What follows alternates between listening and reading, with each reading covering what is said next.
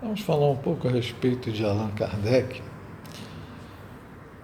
Não vamos tentar reproduzir a biografia dele, até porque já fizemos isso aqui no blog e qualquer um que acessar, digamos, a internet pode ter todas as informações sobre a data do seu nascimento, do seu falecimento, Lyon como nascimento, Paris como local de desencarne.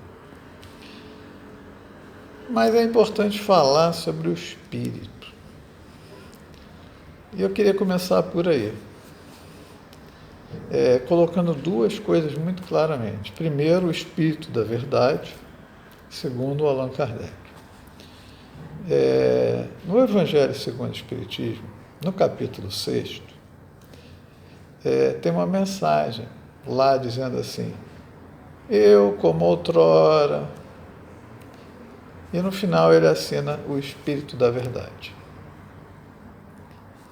Essa mesma mensagem, para quem tiver o trabalho de procurar pesquisar, lá no capítulo 31, item 9, salvo equívoco, essa mesma mensagem aparece lá.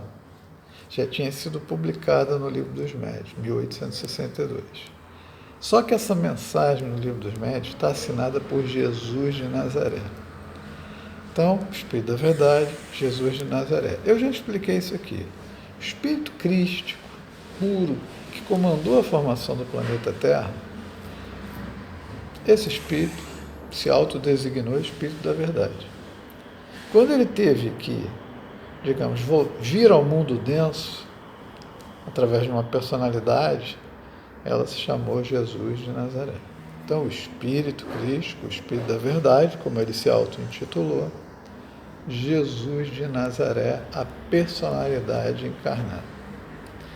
Jesus, enquanto aqui no planeta, no desenvolvimento do seu trabalho, da sua missão, formou um grupo que ele chamou de apóstolos. E nós temos lá aquelas figuras maravilhosas, Pedro, Tiago, todos eles, João. E aqui nós temos uma coisa que é importante dizer. Às vezes as pessoas dizem assim: Jesus se cercou de um grupo de gente ignorante, de gente, pescadores, pessoas sem qualificação. Isso é uma visão material, equivocada, míope, porque aqueles espíritos que Jesus selecionou a dedo, escolheu um a um, já tinham largo conhecimento e experiência na sua estrutura espiritual, quando tiveram encarnações com Krishna, Buda, Lao Tse e uma série de outros luminares, avatares da humanidade. Eles estiveram lá juntos e se prepararam e reencarnaram como pessoas simples à época de Jesus. Como personalidades eles eram simples, mas como espíritos eles já eram bastante evoluídos e preparados. Dizem que alguns deles, ou Pedro talvez fosse, não sei, não quero especular, mas poderia ser Abraão. Bom, nós sabemos que João Evangelista veio a reencarnar futuramente como Francisco de Assis, mas nós sabemos que o profeta Elias reencarnou na figura de João Batista. Então, olhar para os apóstolos como pessoas simples e ignorantes é uma miopia. Então, eu só estou falando isso porque no mesmo capítulo 6 do Evangelho, o Advento do Espírito da Verdade, o Espírito da Verdade, numa das mensagens, referindo-se à doutrina espírita e a Allan Kardec, ele diz assim: o meu apóstolo vos instrui. Então, que fique claro para qualquer um que assistir a este vídeo, que o Espírito da Verdade, aquele que animou a figura de Jesus de Nazaré, considera e trata Allan Kardec como um apóstolo.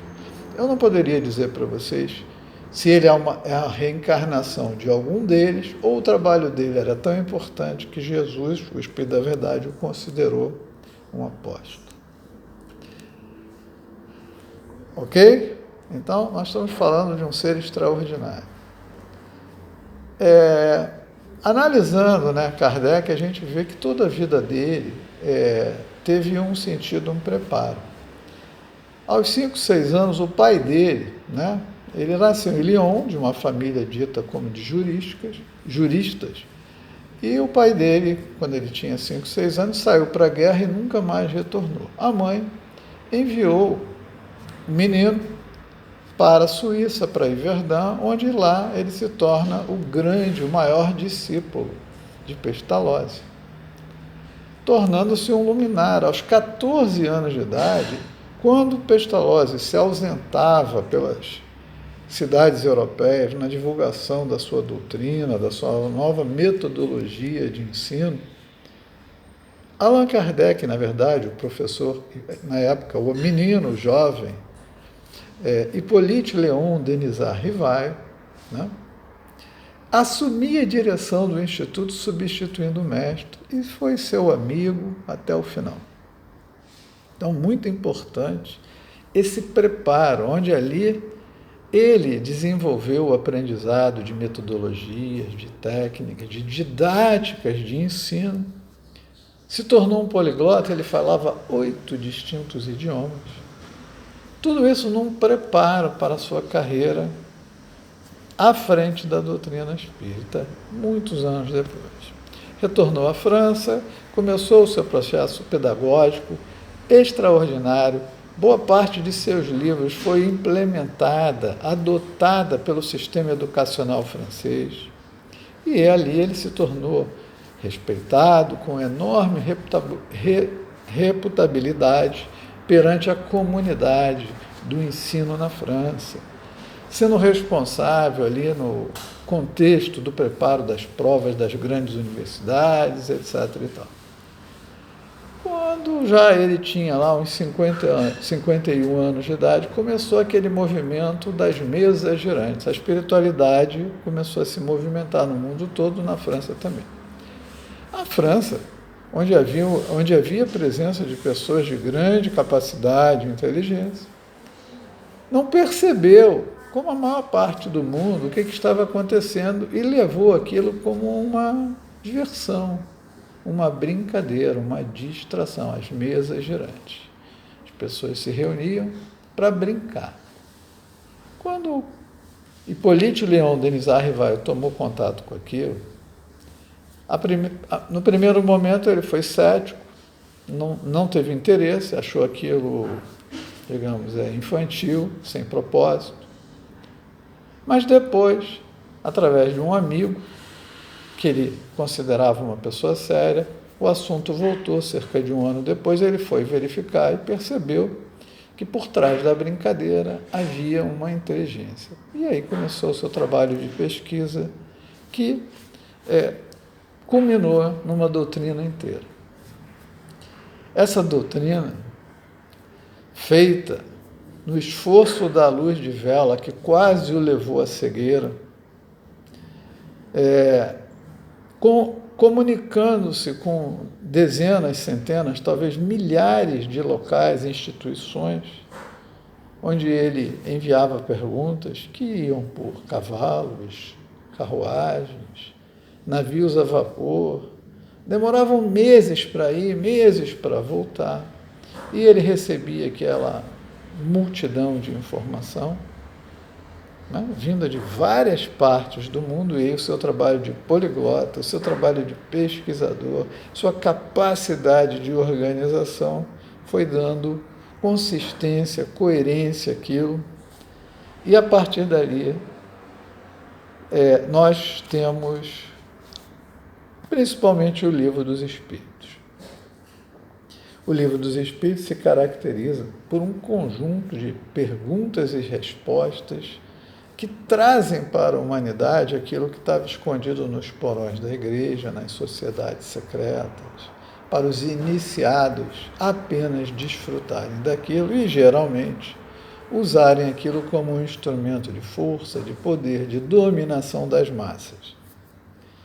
A espiritualidade, através do professor, que, para não confundir a sua personalidade famosa no mundo didático na França, adotou o pseudônimo de Allan Kardec.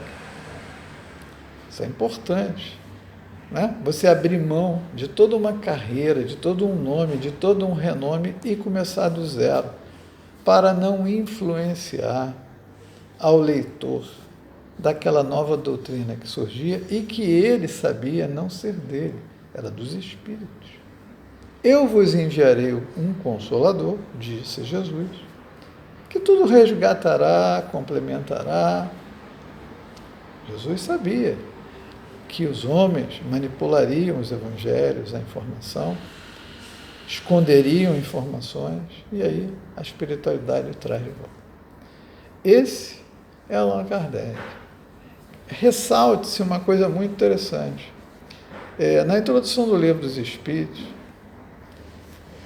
não me lembro exatamente o item, não sei se 6, 16, Allan Kardec, falando a respeito do magnetismo, diz que ele era um estudante do magnetismo há mais de 30 anos.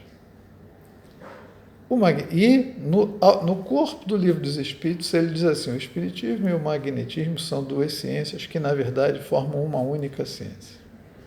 Então, o estudo do magnetismo, que tinha começado 100 e poucos anos antes com Franz Anton Mesmer, e teve vários seguidores importantes, na França também, né?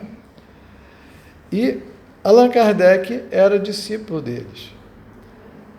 O magnetismo já provocava certos efeitos de sonambulismo, de desdobramento, que Kardec já conhecia.